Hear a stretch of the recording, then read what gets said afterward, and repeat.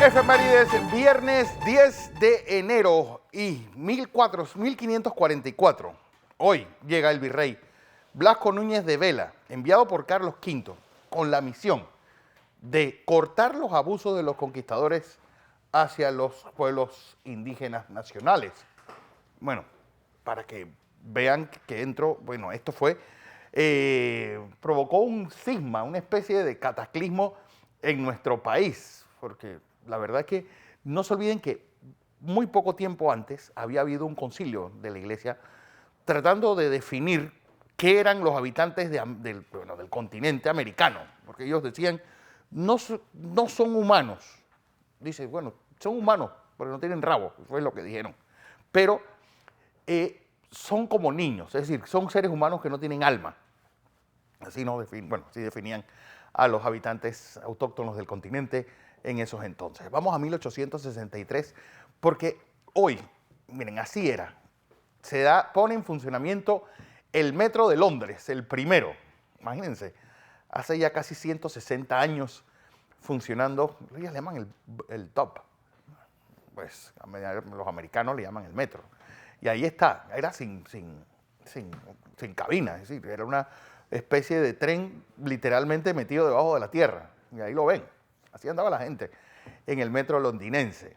La cultura del metro, ese círculo rojo que se ha convertido casi en una especie de cultura, de contracultura en los ingleses, sobre todo en la década del 50 y la del 60. Vamos a 1929, porque yo soy coleccionista de cómic, pero de este tipo de cómic. Por ejemplo, de los Condoritos puedo tener más de 300, y de este también todos los que han salido. Tan, aquel Cher, el investigador, pues con su perro Milú. Las aventuras de Tintín. Bueno, Hergé, por ejemplo, cuando fueron a la Luna, él fue a la NASA a investigar cómo era el proceso de llevar a un hombre al espacio antes de que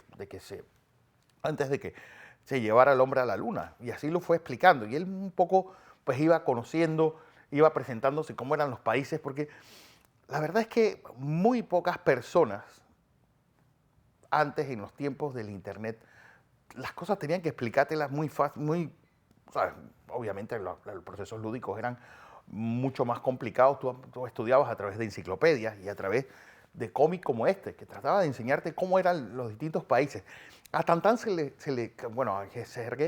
acusa de ser racista. Por ejemplo, los viajes de Tintín en África o los que fue a Perú. Pues se le dice que esta es la visión pues la visión de Europa del resto del mundo. El resto del mundo está habitado como por salvajillos. Bueno, 1949, algo que los millennials jamás van a entender. Esto es un disco de 45 revoluciones. ¿Qué ocurría antes? Obviamente existía el long play, que tenía 15 canciones, y existía el disco de 45 revoluciones que tenía solamente 2 canciones, para evitar comprar eso. Bueno, yo llegué a comprar discos de 45 revoluciones pues en 80 centavos. Más o menos era lo que costaba. Entonces tú tenías el éxito del disco, ya lo tenías afuera y podías escucharlo. Y bueno, ahí estaban con Pickles, el perro de la RCA. Y ahí pues podías oír el éxito principal.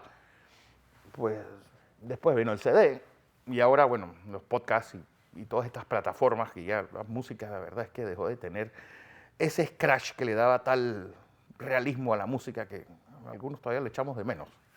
Vamos a 1964, porque sin lugar a dudas, esta es la fecha más importante de la historia de nuestro país después del 3 de noviembre, como les dije ayer, después del 3 de noviembre de 1903. Y esto, pues, es realmente un cataclismo, no solamente en las relaciones internacionales de Panamá, sino en las relaciones nacionales. Bueno, ellos ven al presidente Roberto F. Chiari junto a John F. Kennedy, eso fue en la Casa Blanca, en Washington. Bueno, un día como hoy, ese hombre, Roberto F. Chiari, decide romper relaciones con los Estados Unidos. Imagínense lo que pasó, por ejemplo, con la Cámara de Comercio.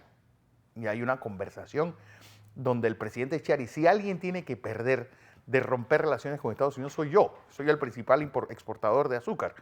Así que esto hay que mantenerlo. Yo creo que ahí hizo unas jugadas interesantes. Uno, buscar a un gran opositor a su gobierno, como lo era Mike Moreno, para que fuera quien estuviera al frente de esa restitución de las relaciones de Panamá y los Estados Unidos, que por cierto se dan el día del cumpleaños número 50 de don Mike Moreno, el 5 de abril de 1964. ¿Quién era su contendor o su contraparte? Más bien, pues Edward Bunker, quien además pasaría a ser embajador en Vietnam durante el TED, pasaría a ser negociador del tratado de la salida de los Estados Unidos de Panamá, pues 15 años después. Así que para que vean que la política estadounidense tiene cierto sentido durante el tiempo.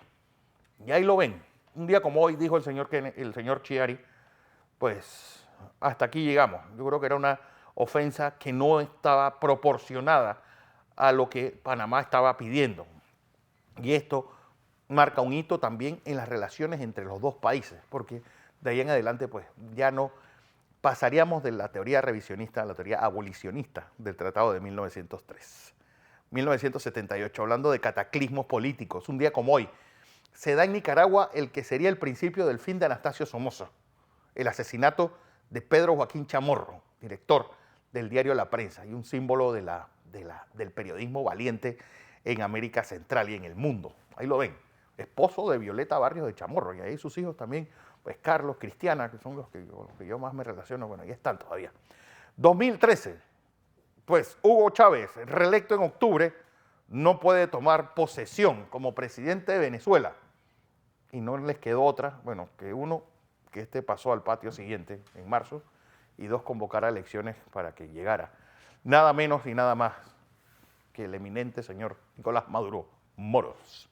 2016, hablando de problemas y hablando de gente impresentable, es investido Carles Puigdemont como presidente de la Generalitat, pues inicia el proceso secesionista, bueno, que provoca que la mayor parte de los que estuvieron metidos en eso están arrestados o estén exilados, y el resquebrajamiento de la unidad del Reino de España y la crisis política que está llevando al país al callejón sin salida en el que se encuentra hoy. Puigdemont, pues en Bruselas, ahora es eurodiputado, y el resto de la pandilla parte presos en Madrid y otros pues fuera de España.